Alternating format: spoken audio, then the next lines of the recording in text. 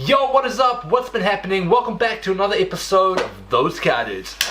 That's so dangerous, bro.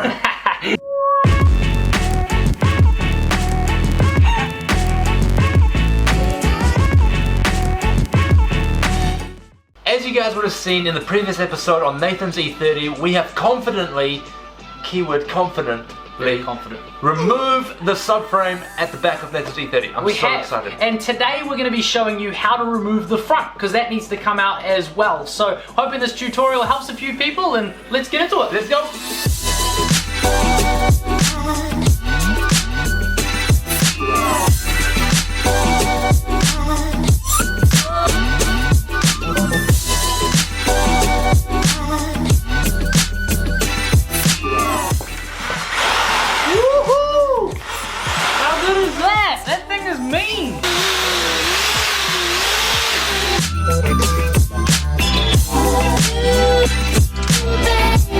Well, Nathan, the car is up in the air. It is. Well, that's it. We can start getting this front subframe out. We can. So we're going to start with the wheels and then see what else we got to pull off, and should be good as. We're not sponsored by these guys with these jacks, by the way. My dad bought this as a present, which is the best. But they're awesome. That's so cool, bro.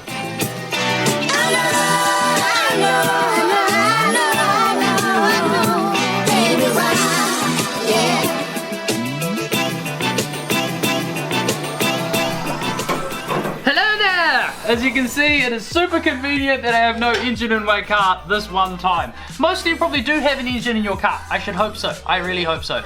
But I don't. But it just means that we have easy access to everything, which is super cool. If you do have an engine in your car, you're lucky. But for this job, you're going to have to use a few different pieces to, you know, get around different things to undo what you need to undo. But because we've got nothing here, I'll be able to show you quite clearly what needs to be done to pull your crossmember, subframe, whatever you want to call this big steel thing out of your car.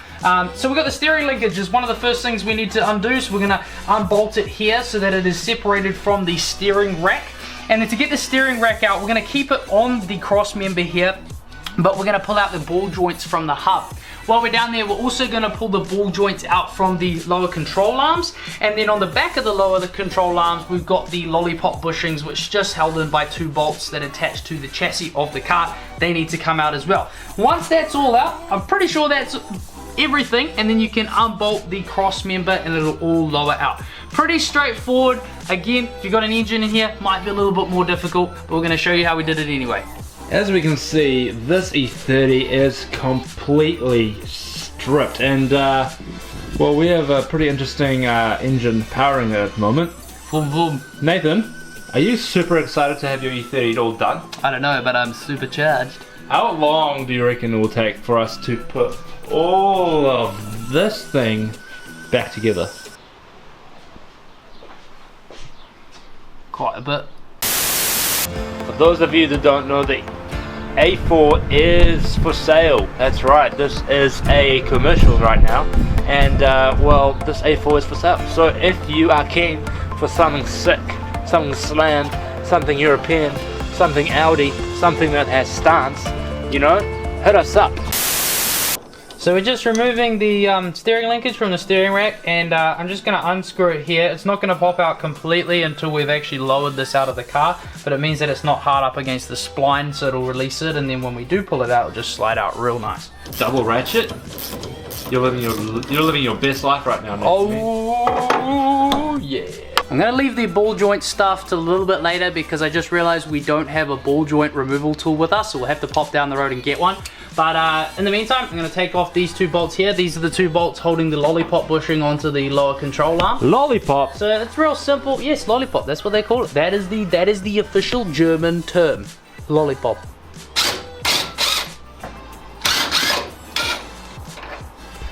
And now to the other side. So we've got a couple of ball joints on each side. We've got the one going to the lower control arm, and then we've got the one going to the steering rack here. So we're gonna have a go undoing the nut on each of these and seeing if we can get it off without the ball joint removal tool. It's obviously a lot easier with a tool, but we'll see if we can get it undone, and if we can't, we'll go down the road and get one. That was so weird, bro. Stamped it. Now that we've undone the one from the steering linkage, we're gonna undo the one from the lower control arm, and then we'll try and knock them off. It's actually working for you. What, the bar? Yeah. It's amazing. Mate, maybe we should be using that more often, I man. think so. I don't know why I never got one like earlier in my life. Mate, that's So useful. setting the new bar, I reckon. Mate, it's setting a bar. In fact, you know what? It is a bar. And it's one of the best bars ever. Sometimes if you don't have a ball joint puller, you can just use a hammer and just hit the actual top part of it, and that should make the ball joint just pop right out. Just pop right out, mate. But Mark, let's just pop right out. Let's give it a go, All mate. you have to do is just literally give it a bit of a tap, and that should be enough to just pull out. Very straightforward. Look at him go, everyone. Just a little bit of a tap. No, I actually hit it real hard before, you guys can see it, but Oh. yeah. Oh. Yeah.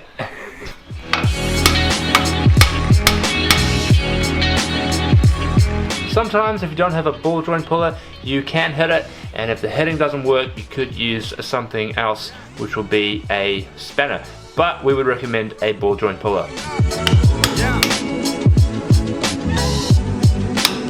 While JD's doing that, I should probably explain how we did the back of the car.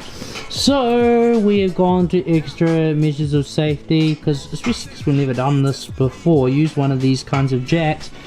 We've put a jack stand on each side on the spring perches, because that was like the most solid area of the back end of the car that we could find when you've got no subframe. And then we've also got these two little guys underneath the sill just in case those fail for some reason. So we literally have 4 jack stands underneath the back of the car. That's like super safe.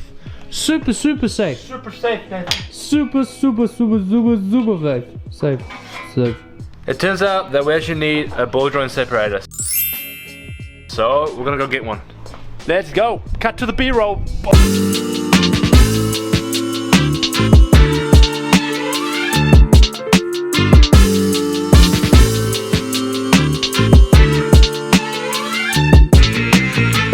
Made it to auto stance. The boys are hooking us up with a ball joint remover. We got what we came for. Ball joint separator. Thank you to this guy. So exciting. Hino, thank you so much. Isn't that a ball joint puller? This is like Whatever it's called. this is like what is that guy that's like an Atlantis god, and he has like a I don't know. The unicorn one? No, not a unicorn. The guy with the fishy tail. What do you call Yeah, that? and he has Mermaid Man. no. Is that his name? No. I don't know. Hino, what's his name? Who? The guy with the The- fork that the like lives guy under the water. On the Atlantis guy.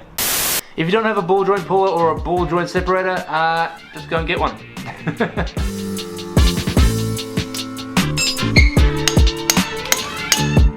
JD has done a spectacular job of getting out all the ball joints on both sides of the car, which is great. And now we're going to go to the final step, which is undoing all of these bolts in the cross member here and dropping the whole thing, which is going to be awesome. So we're going to get a jack underneath it. JD's already taken the initiative to crack them with our giant breaker bar, which is wonderful. I know we talk about it a lot, but I'm just super Just setting the bar, Nathan. Just setting the bar. Yeah, okay. And so we're going to put a jack underneath this and lower it down. Just prying the steering linkage off the spline. Hopefully that's loosened it up enough. Oh, gosh, okay, we are on the edge now. There you go, all the way off. Now she's coming out. Here we go, 3, 2, 1. Oh gosh. Go. JD, you've got one hand, what are you thinking? Go down, Nathan. All the way. Here it comes. Here it comes. Gently does it, not like the rear one. Oh, that was too easy, mate. We should do the. Oh, we should have done the front one twice. You are now engine and subframe free, Nathan. Yay!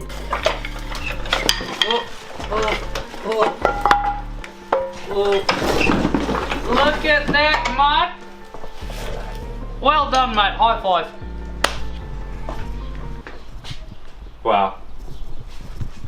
I didn't think your car could get more stripped, Nathan, but It keeps coming. Oh, it keeps coming. So Nathan decided, instead of going for a new subframe, he decided to make one out of wood. Just measuring it up. And well, this is going to be actually a little bit lighter, Nathan, than the actual metal subframe. So this is actually going to be very good on the track. I think only when the car's finished we'll be able to tell the difference. Just hopefully no fires, because wood burns well in fires.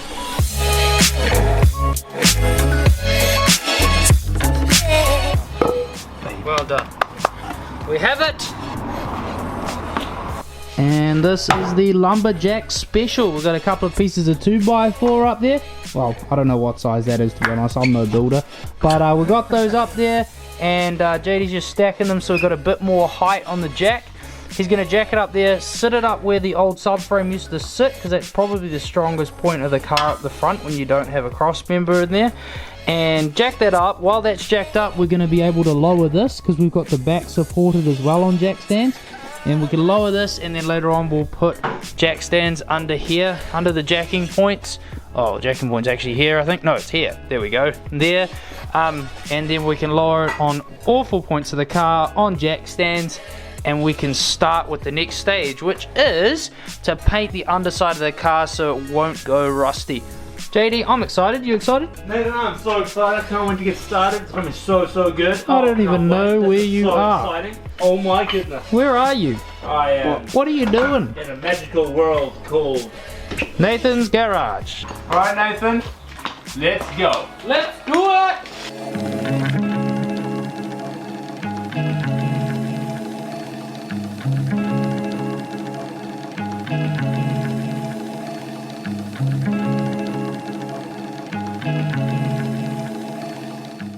And that is how you remove your front crossmember assembly on your E30. And Nathan, it's pretty straightforward. You just have to strip the engine, take out the interior, and just strip the whole car, and there you go. Easy. Just take everything out. No, Yeah. you don't have to take everything out. We were lucky. Our engine was already out of the car, Very and good. so it made a very easy access to all of the bolts and all of the things that we needed to do to remove the cross member. However, if you do have an engine sitting in there, you can still do it. It's the same process. As far as we know, there's nothing else you need to undo. We could be wrong, but for the most of it, you can get like extensions and different things into those areas to remove it. You'd obviously have to prop up your engine with something when removing it if your engine's sitting in there to make sure it's safe, but other than that, it's pretty much the same process. Not many bolts holding on the front crossmember assembly. It was pretty straightforward to get to, and well, a pretty easy, breezy afternoon getting that front crossmember out. Absolutely. Really, Hopefully really this video helped you and now you know how to do it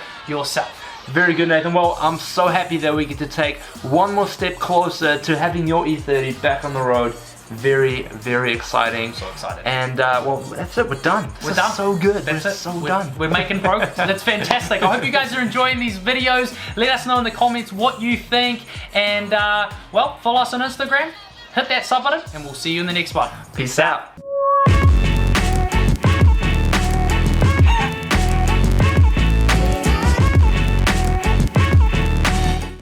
We should just make it a thing that I always have a weapon of some kind in my hand. Anyway. Okay. Can I keep that? No. No, I want this. Okay. Today we're going to be working on the E30, as you guys would have seen in our previous episode, that we have removed, well, confidently, the rear subframe. And Nathan, we're going to be moving on to the front today. There it is. Ooh, the Audi. So good.